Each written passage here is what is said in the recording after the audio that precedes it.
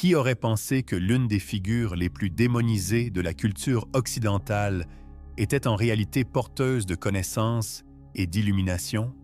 Et il peut être encore plus surprenant de découvrir que son histoire est bien plus ancienne que le christianisme et qu'elle a pris un sens complètement différent de ce qu'on nous a enseigné pendant des siècles. Nous parlons de Lucifer, le porteur de lumière, dont nous ne savons peut-être absolument rien tel qu'il était vraiment. Le nom Lucifer signifie en latin simplement et clairement « porteur de lumière ». Le mot « lux » signifie « lumière », « fer » signifie « porter ». Donc Lucifer signifie littéralement « celui qui apporte la lumière ». Mais comment se fait-il qu'un être portant un tel nom soit devenu le prince des ténèbres dans la mythologie chrétienne? Et que s'est-il passé dans son histoire pour que sa perception se transforme complètement? La réponse à cette question est extrêmement complexe, et pour la comprendre, nous devons remonter dans le temps, jusqu'aux anciennes cultures du Proche-Orient, où l'histoire a véritablement commencé. Dans l'ancienne Mésopotamie, à Babylone, on chantait un hymne qui parlait d'une étoile brillante qui apparaît dans le ciel à l'aube, puis disparaît quand le soleil se lève. Cette étoile était en réalité la planète Vénus, que les Babyloniens identifiaient à la déesse Ishtar. L'hymne parlait d'un roi orgueilleux qui s'était élevé très haut, mais qui était ensuite tombé. Cette image, la chute de l'étoile du matin, entra plus tard dans la Bible hébraïque également. Dans le livre du prophète Isaïe, au 14e chapitre, on trouve un passage qui parle de la chute d'un roi babylonien. Le texte dit ceci: « Comment es-tu tombé du ciel, astre brillant, fils de l'aurore? » Jeffrey Burton Russell, historien de la religion médiévale, écrit: le texte d'Isaïe parlait à l'origine sans équivoque d'un roi terrestre, probablement Nabuchodonosor ou un autre souverain babylonien. La métaphore de l'étoile du matin symbolisait l'orgueil et la chute. Elle n'avait rien à voir avec un être surnaturel. Dans le texte hébraïque, le nom de l'étoile du matin était Elel ben Shachar, ce qui signifie littéralement « l'éclat de l'aurore ». Lorsque la Bible hébraïque fut traduite en latin, dans la Vulgate, saint Jérôme traduisit cette expression par « Lucifer ». Le nom Lucifer est donc né de cette traduction, et non d'un quelconque nom de démon ancien. Mais c'est ici que commence la transformation. Les pères de l'Église, en particulier Origène et plus tard saint Augustin, commencèrent à relier ce passage d'Isaïe à un autre texte biblique qui cite les paroles de Jésus dans l'Évangile de Luc. « Je voyais Satan tomber du ciel comme l'éclair. » Cette connexion changea complètement l'interprétation de l'histoire de l'étoile du matin. L'ancienne métaphore se transforma en récit sur un ange déchu, et Lucifer, le porteur de lumière, devint soudainement l'incarnation du mal. Elaine Pagels, chercheuse sur le christianisme gnostique, écrit: « Pour les pères du Mahdi de l'Église, il était nécessaire de créer un ennemi cosmique. La figure de Lucifer convenait parfaitement à cet objectif. Un être qui était autrefois lumineux et beau, mais qui était tombé et qui était maintenant devenu l'ennemi de l'ordre divin. » Mais que s'est-il réellement passé? Pourquoi cette réinterprétation était-elle nécessaire? La réponse réside dans le fait que l'Église chrétienne primitive avait besoin d'un récit simple et clair sur le bien et le mal. Les enseignements gnostiques, qui proclamaient que la connaissance et l'illumination mènent au salut, étaient dangereux pour l'Église car ils remettaient en question la nécessité de la hiérarchie. Pour les gnostiques, le serpent dans le jardin d'Éden n'était pas un séducteur, mais un libérateur. L'être qui offrit à Adam et Ève le fruit de la connaissance était en réalité un illuminé qui voulait les libérer de la prison de l'ignorance. Cette vision était radicalement opposée à l'enseignement chrétien orthodoxe. Dans les codex de Nag Hammadi, découverts en Égypte en 1947, se trouve un texte intitulé l'Apocryphone de Jean.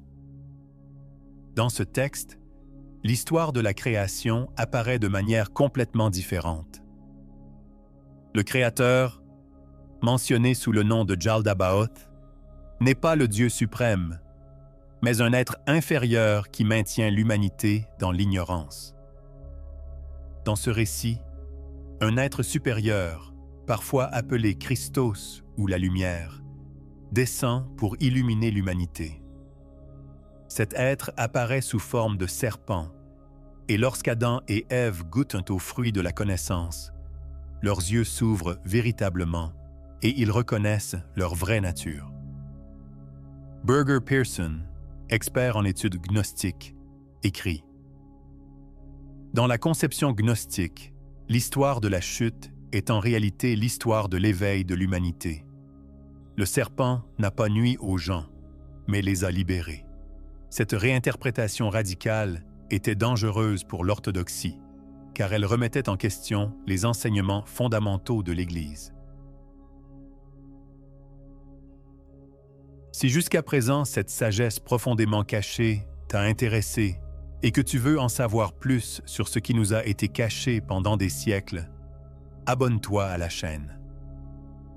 Dans les prochaines vidéos, nous dévoilerons des secrets qui peuvent éclairer d'une manière complètement nouvelle ton chemin spirituel. Dans la tradition zoroastrienne, qui est l'une des plus anciennes religions monothéistes, nous trouvons une figure similaire en Ahriman. C'était lui qui s'opposait à Ahura Mazda, le dieu de la lumière. Mais l'histoire d'Ahriman ne parlait pas seulement du mal. Il était à l'origine le frère d'Ahura Mazda, qui avait choisi un autre chemin. Cette vision du monde dualiste, où la lumière et les ténèbres sont des forces équivalentes qui se combattent constamment, a profondément influencé les religions ultérieures, y compris le christianisme. Mais il existe une différence importante. Dans la tradition zoroastrienne, la victoire finale ne fait aucun doute, et Ahriman n'est pas simplement mauvais, mais l'opposé nécessaire de la lumière. Mary Boyce, chercheuse en zoroastrisme, écrit « Dans le dualisme persane, les ténèbres et la lumière sont également nécessaires au fonctionnement du monde. Ahriman n'est pas seulement un rebelle, mais une partie de l'ordre cosmique. Sans lui, il n'y aurait pas de choix, il n'y aurait pas d'évolution. » Dans la mythologie grecque, nous trouvons un parallèle encore plus proche de Lucifer dans l'histoire de Prométhée. Prométhée, qui vola le feu aux dieux et le donna aux hommes, était lui aussi une sorte de porteur de lumière. Et lui aussi fut durement puni pour son courage. Dans l'histoire de Prométhée se cache la profonde vérité que la connaissance et l'illumination sont toujours dangereuses pour ceux qui craignent pour leur pouvoir. Zeus n'a pas puni Prométhée parce qu'il a volé le feu, mais parce qu'il a rendu les hommes plus égaux aux dieux. La connaissance est toujours pouvoir, et ceux qui la possèdent ne la partagent pas volontiers avec les autres. Karl Kerényi écrit « Le mythe de Prométhée est l'histoire de la naissance de la civilisation humaine, mais c'est aussi l'histoire de la rébellion contre ceux qui veulent monopoliser la sagesse et le pouvoir. Le parallèle entre Lucifer et Prométhée est évident. Tous deux ont apporté la lumière et tous deux ont été punis pour cela.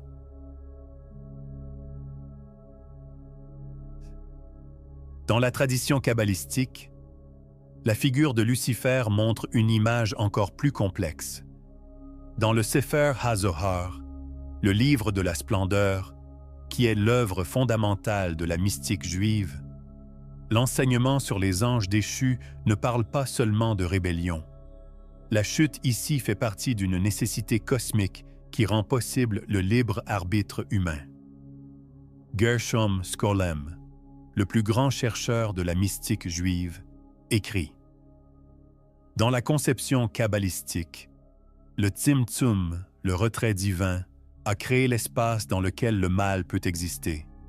Mais ce mal n'est pas une entité indépendante, mais une partie du plan divin. La chute de Lucifer était en ce sens nécessaire pour que l'homme puisse choisir.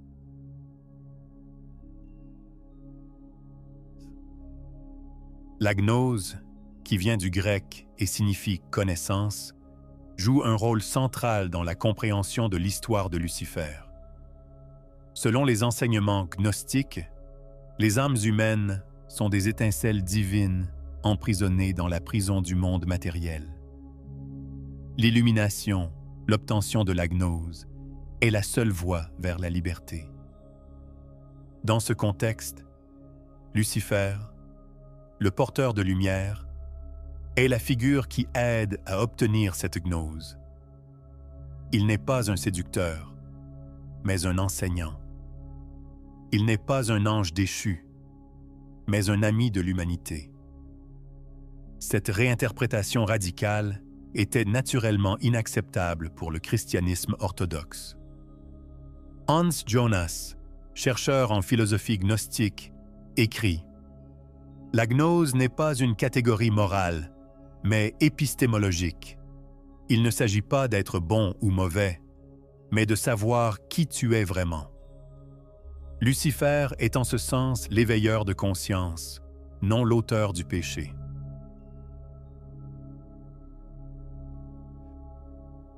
Au Moyen Âge, lorsque le pouvoir de l'Église était à son apogée, la figure de Lucifer devint de plus en plus démoniaque. Dans la Divine Comédie de Dante, Lucifer se trouve dans les profondeurs les plus basses de l'enfer, avec 3 têtes et 6 ailes, mâchant continuellement les corps des traîtres.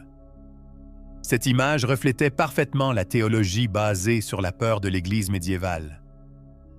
Mais même dans cette période sombre, il y avait des penseurs qui voyaient les choses différemment. Les cathares, un mouvement hérétique chrétien dans le sud de la France, enseignaient que le monde matériel était en réalité la création du Dieu mauvais et que l'âme ne pouvait se libérer que par la connaissance et l'ascèse. Pour les cathares, l'histoire de Lucifer ne parlait pas de chute, mais de libération. Naturellement, l'Église lança contre eux une cruelle croisade et les extermina presque complètement.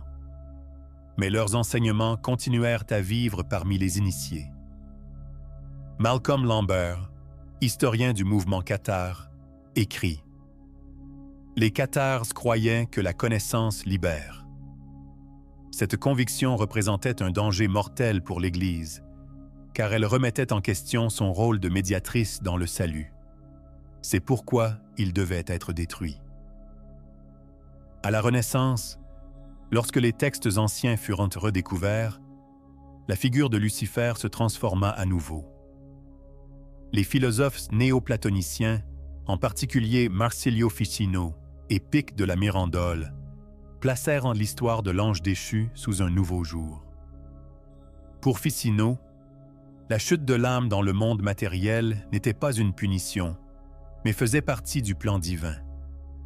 L'âme descend sur terre pour acquérir des expériences et retourner plus riche à la source. En ce sens, la chute de Lucifer est similaire à l'incarnation de l'âme. Paul Oscar Christeller, chercheur en philosophie de la Renaissance, écrit: Ficino et ses disciples enseignaient que la descente de l'âme dans le monde matériel n'est pas une tragédie, mais une opportunité. Cette vision différait radicalement du pessimisme médiéval et redécouvrit la dignité humaine. Les poètes romantiques, en particulier William Blake et plus tard John Milton, réinterprétèrent à nouveau la figure de Lucifer. Dans Le Paradis perdu de Milton, Lucifer, appelé Satan, est un héros tragique qui préfère choisir la liberté en enfer plutôt que l'esclavage au paradis. Blake alla encore plus loin. il déclara ouvertement que Milton était inconsciemment du côté du diable, car Satan était le véritable révolutionnaire, le champion de la liberté. Pour Blake, la religion organisée était le véritable mal qui enchaîne l'âme humaine. Northrop Frye, chercheur de l'œuvre de Blake, écrit « Selon Blake, le véritable péché n'est pas la désobéissance, mais la répression de l'imagination. Lucifer, qui se rebella contre le despotisme céleste, était en réalité le symbole de la créativité et de la liberté humaine aux yeux de Blake. » Au XIXe siècle, le mouvement théosophique, fondé par Elena Petrovna Blavatsky, donna une interprétation complètement nouvelle à la figure de Lucifer. Blavatsky appela même sa revue Lucifer et proclama ouvertement que Lucifer n'est rien d'autre que la lumière de la connaissance qui illumine l'humanité. Selon les enseignements théosophiques, Lucifer et Satan ne sont pas des concepts identiques. Lucifer est le porteur de lumière, l'esprit de la planète qui aide l'évolution de l'humanité. Satan est alors la matière, la vibration dense et lente qui tient l'âme prisonnière. Nicholas Goodrick Clark, chercheur des mouvements occultes, écrit « Le courage de Blavatsky fut sans précédent. Elle s'opposa ouvertement au dogme chrétien et proclama que Lucifer est en réalité le sauveur, non la cause de la damnation. Cela causa naturellement une énorme indignation.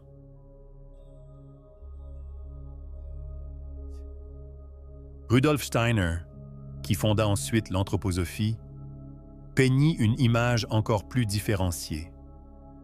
Steiner faisait la distinction entre Lucifer et Ahriman. Les influences lucifériennes sont celles qui enlèvent l'âme, la rendant trop spirituelle, rêveuse. Les influences ahrimaniennes sont alors celles qui matérialisent trop, durcissent l'âme. Selon l'enseignement de Steiner, les deux influences sont dangereuses si elles prédominent, mais toutes deux sont également nécessaires au développement humain. La force christique est celle qui crée l'équilibre entre elles. Dans cette conception, Lucifer n'est pas simplement mauvais, mais l'une des forces cosmiques sans laquelle il n'y aurait pas d'évolution. Robert McDermott, chercheur de la philosophie de Steiner, écrit « L'enseignement de Steiner sur les influences lucifériennes montre que l'excès de spiritualité peut être aussi dangereux que le matérialisme. L'équilibre, la voie du milieu est ce qu'il faut chercher. Et pour cela, nous devons comprendre les deux côtés. » L'approche psychologique de Carl Gustav Jung donna encore une nouvelle dimension à l'interprétation de Lucifer. Pour Jung, Lucifer était un aspect de l'archétype de l'ombre. L'ombre est ce que nous refusons en nous-mêmes, ce que nous ne voulons pas voir. Mais Jung soulignait que sans l'intégration de l'ombre, on ne peut devenir des personnes complètes. En ce sens, Lucifer, le déchu, le rebelle, la partie qui aspire à la liberté en nous, que la société et la religion tentent de réprimer. Mais si nous intégrons cette partie, si nous acceptons notre nature rebelle, nous obtenons une énorme force et créativité. Jung écrit « La rencontre avec Satan est une partie inévitable du processus d'individuation. Nous devons regarder notre ombre, nous devons accepter ce que nous refusons en nous-mêmes. Ce n'est qu'ainsi que nous pouvons devenir complets. » À l'époque moderne, en particulier dans les mouvements New Age, la figure de Lucifer continue de se transformer.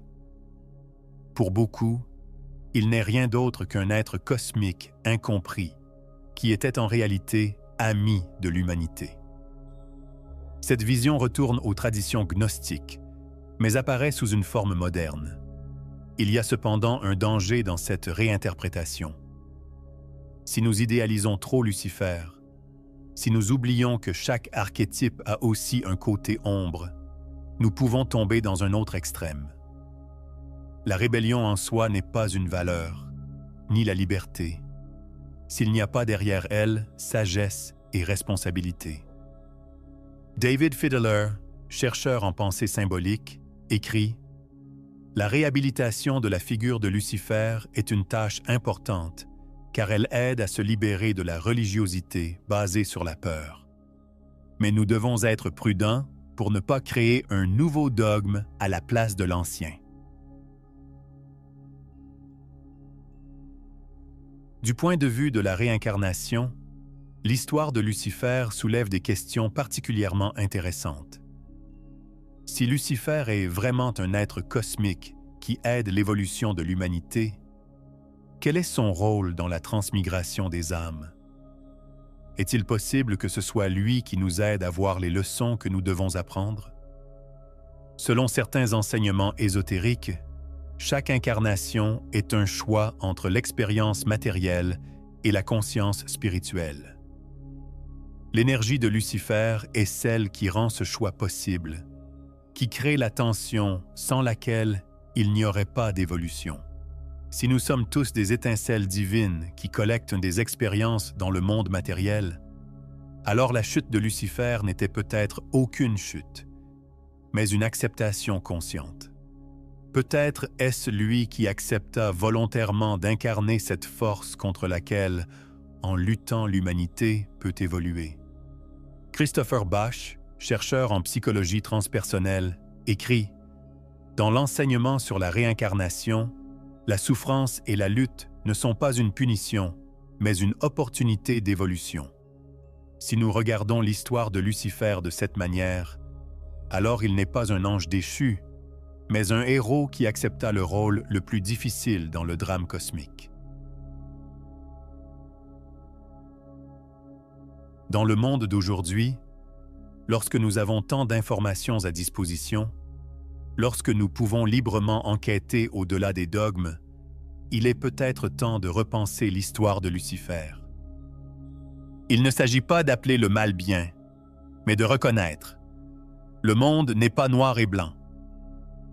L'enseignement de Lucifer est peut-être que la connaissance libère toujours, même si cette liberté est douloureuse. L'histoire de la chute ne parle pas du fait que les gens sont devenus pécheurs, mais du fait qu'ils sont devenus conscients. Et la conscience apporte toujours la responsabilité. Lorsque nous goûtons aux fruits de la connaissance, lorsque nos yeux s'ouvrent, nous ne pouvons plus être innocents. Mais ce n'est pas une punition, mais une bénédiction. Car ce n'est que consciemment que nous pouvons vraiment vivre, ce n'est que consciemment que nous pouvons prendre des décisions, ce n'est que consciemment que nous pouvons évoluer.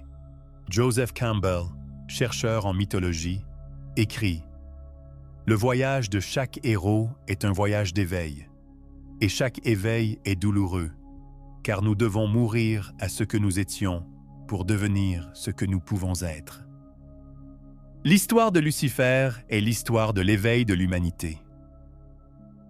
Merci d'avoir parcouru ce voyage dans le monde du porteur de lumière.